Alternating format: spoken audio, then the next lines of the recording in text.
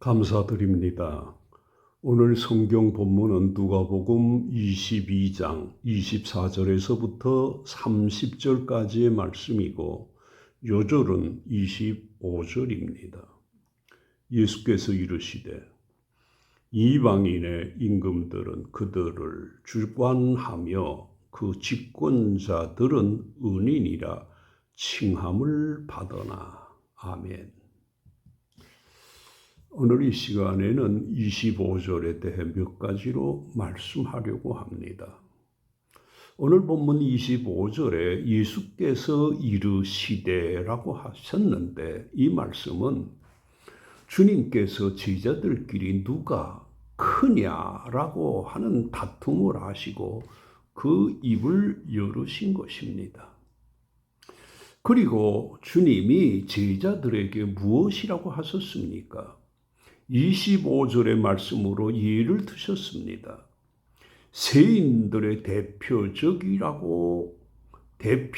사람이라고 볼 수 있는 임금과 그 집권자들의 예를 들으신 것인데 주님은 이 예를 드신 것에서 볼 수 있는 것처럼 제자들의 다툼은 세인들의 그 누구 못지 않은 것임을 암시하는 것입니다.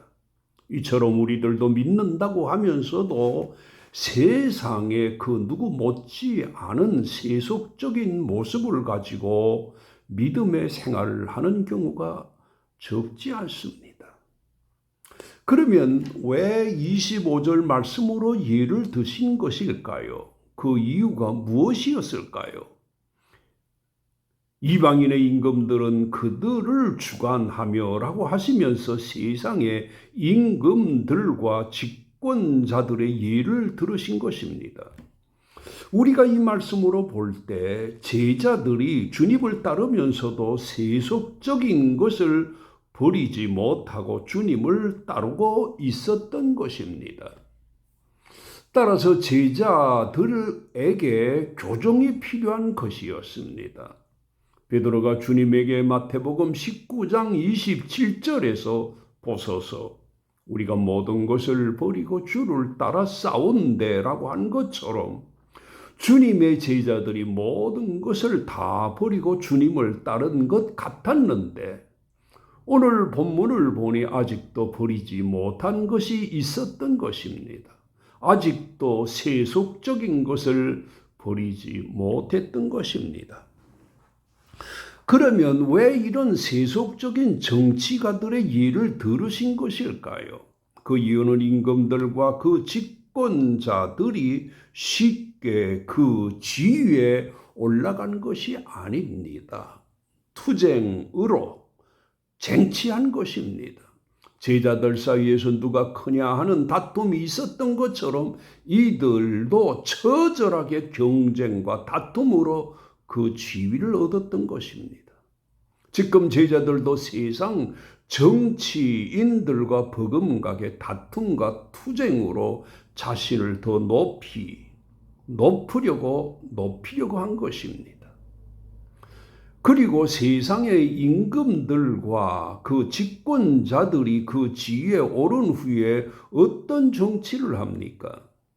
이것에 대해 임금들은 그들을 주관하며라고 하셨는데 이 말씀은 일단 임금이 되고 집권자가 되어 힘 있는 사람이 되면 자기를 주인으로 기타 다른 사람들을 종으로 여기는 것입니다.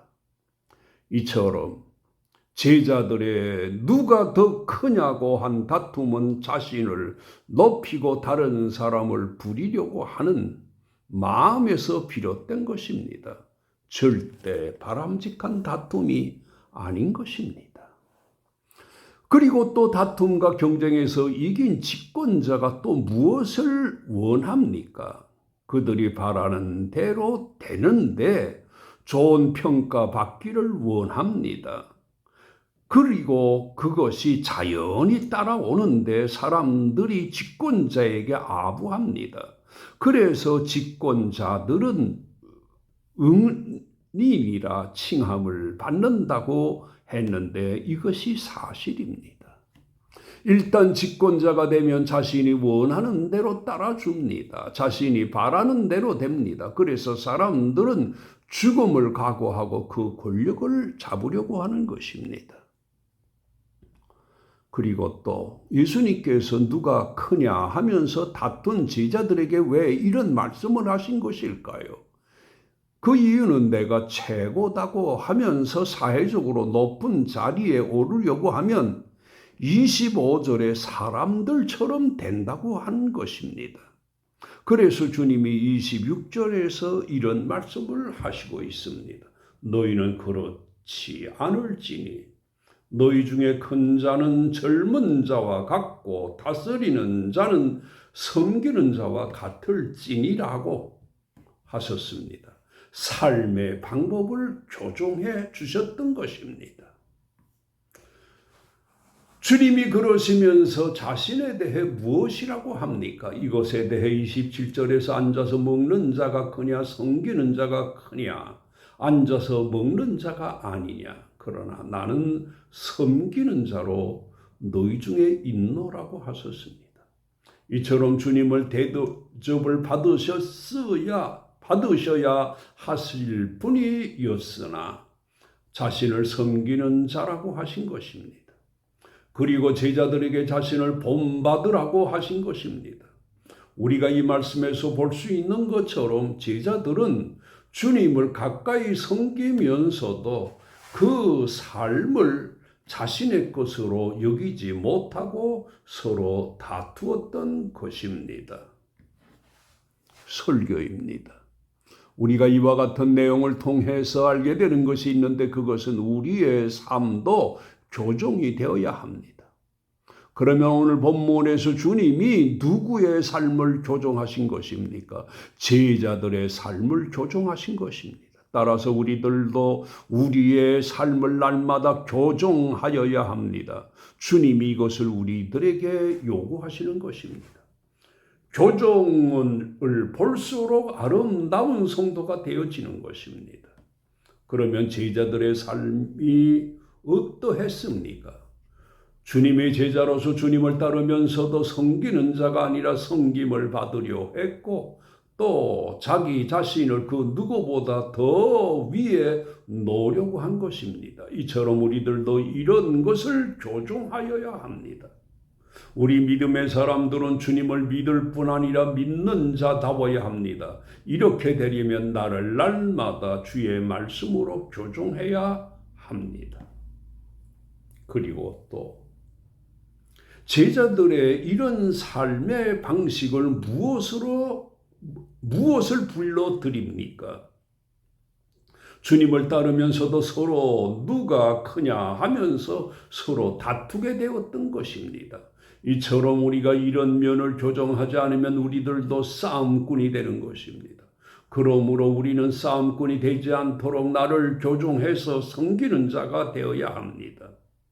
그리고 주님이 이런 제자들에게 누구를 예로 들으셔서 말씀하셨습니까? 세속적인 정치가의 예를 드신 것입니다. 다시 말해서 제자들의 다툼도 세인들과 같은 부류의 싸움이라고 하신 것입니다. 이처럼 제자들이 주님을 따랐으나 세속적인 것을 버리지 못했던 것입니다. 그러므로 우리들은 몸만 주님을 따르는 것이 아니라 교정된 마음으로 세속적인 것도 버려야 합니다. 그리고 주님을 쫓아야 합니다. 그리고 주님은 제자들의 삶의 교정을 누구를 예로 드셨지요? 27절에서 이렇게 말씀하십니다. 나는 섬기는 자로 너희 중에 있노라고 하시면서 제자들에게 자신의 삶을 롤 모델로 제시하신 것입니다. 이처럼 우리들의 교정의 모델은 주님이십니다. 결론적으로 바울은 날마다 나는 죽노라고 하였습니다. 마찬가지로 우리들도 날마다 우리가 버려야 할 것을 버리고 고쳐야 할 것을 고쳐야 할 것입니다.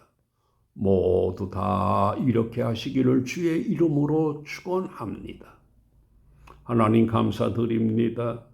우리를 불러 성도로 삼으셨사오니 우리들도 날마다 나를 주의 말씀으로 교정해서 아름다운 성도가 되기를 원하오니 도와주시옵소서. 예수님의 이름으로 기도드립니다. 아멘.